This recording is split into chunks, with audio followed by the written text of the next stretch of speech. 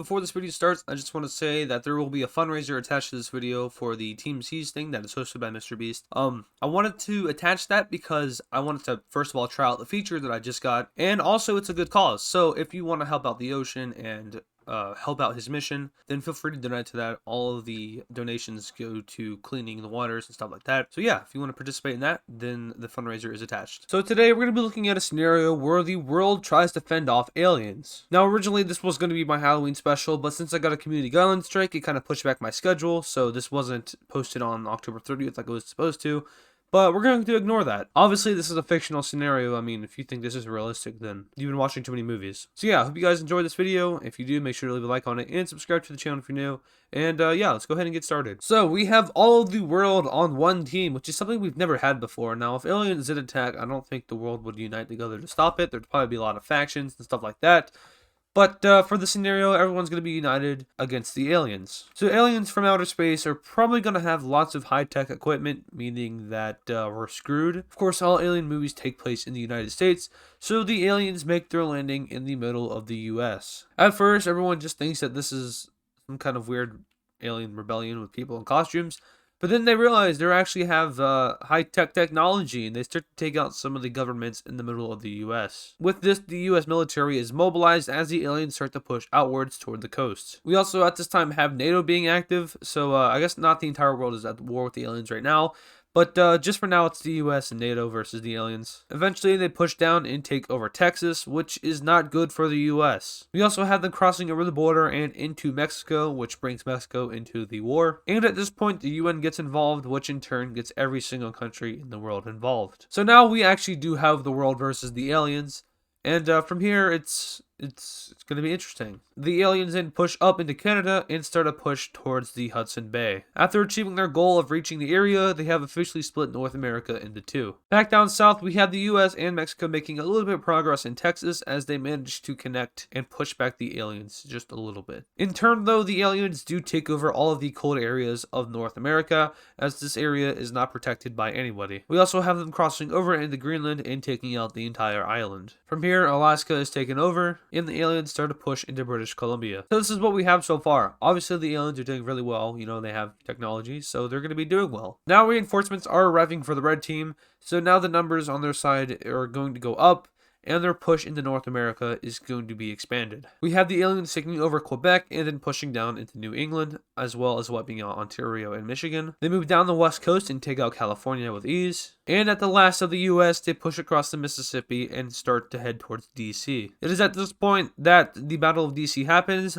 ending in an alien victory. And with this, we have the collapse of the United States. So the #1 power in the world, as well as Canada, has been wiped out.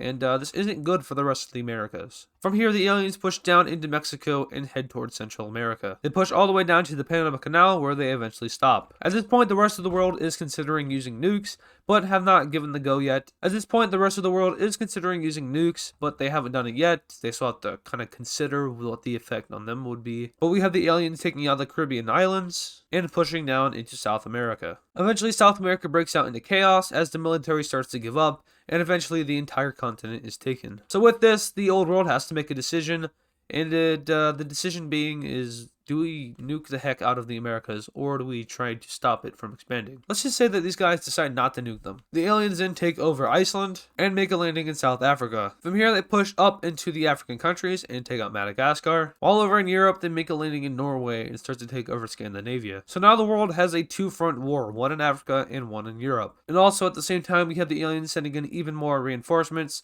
to completely conquer the Earth. So the aliens' expansion continues to grow rapidly. At this point, they're taking over major countries in both Europe and Africa, and pretty much all that is left is Asia. And it is at this point that Asia decides to use nukes. It only took them to the fall of 4 continents to make this decision, but they're going to go through with it. So we have nukes being dropped all over the world, mostly in the highly populated alien areas, / areas that are, like, I guess, important for the aliens to hold on to, like, for example, the Panama Canal connecting North and South America, pretty much where they landed in the center of the US, over in Europe, in the Balkans area.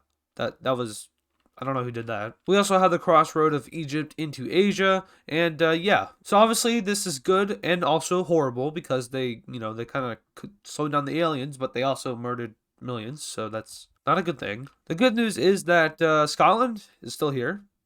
Probably lots of radiation there, but it's still here. We also have the strategical nuking of Istanbul, which kind of isn't justified because Turkey's still a thing, but it's fine. It's a crossroad. So after the nukings, the aliens are slowed down temporarily, and this gives time for the blue team to kind of rearrange.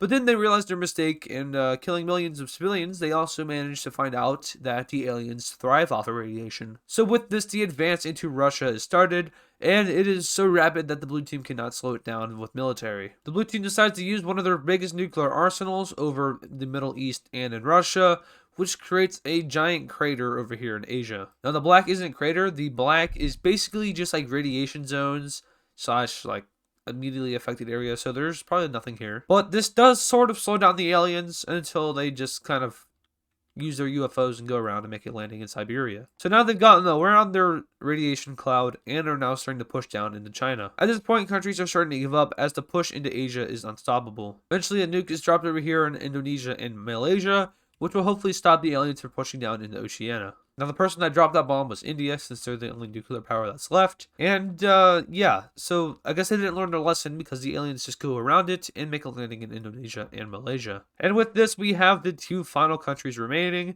Australia and New Zealand, as well as probably some Pacific islands, but those were never important, so yeah, just kidding. If you're from there, I apologize. But now we have the aliens' invasion of Australia, in which they fight the toughest battle they've fought yet. They have to fight everything in Australia, including the kangaroos and the spiders, and it ends in an Australian victory. Australia then pushes back and up into Indonesia and Malaysia. They take back the Philippines and start to take back Southeast Asia. At this point, the aliens see this happening and decide to use their own fire against them and drop a bunch of nukes on the coast of Australia. Eventually, they just nuke the continent out of oblivion, and the entirety of Australia is lost. So the aliens easily manage to take back the land that was conquered by Australia. They make a landing and fight the Kiwis in New Zealand and win. And at this point, except for probably a few islands that the aliens don't know about, the aliens have won. So now they have to reclaim all of the radiation areas, which shouldn't be too hard for them since, like I said, they thrive off of it. So they take back the areas in the Americas. They take the places in Africa, the places in Europe, the ginormous area of Asia, Southeast Asia, and at this point they have united the world under aliens, except for one area, which is Australia. The aliens begin to retake this area until they find giant mutant spiders thriving all over the continent. Now, they don't want to deal with this because who wants to deal with giant mutant spiders, and decide to make a peace treaty with the spiders, basically allowing Australia to live and be the sole remnant of the human species. Now, anyone that was found in a bunker in the rest of the world was probably either killed or shipped to Australia, and yeah, now we have peace on Earth. Now, like I said, this was a Halloween scenario, but I didn't get to upload it, so I'm doing it a little bit late. 3 days. I mean, better late than never, so I guess that applies. But yeah, the human race would be screwed if aliens invaded, and our sole surviving area is Australia. So I hope you enjoyed this little fun video. If you did, make sure to leave a like on it and subscribe to the channel if you're new, and I will see you in the next video.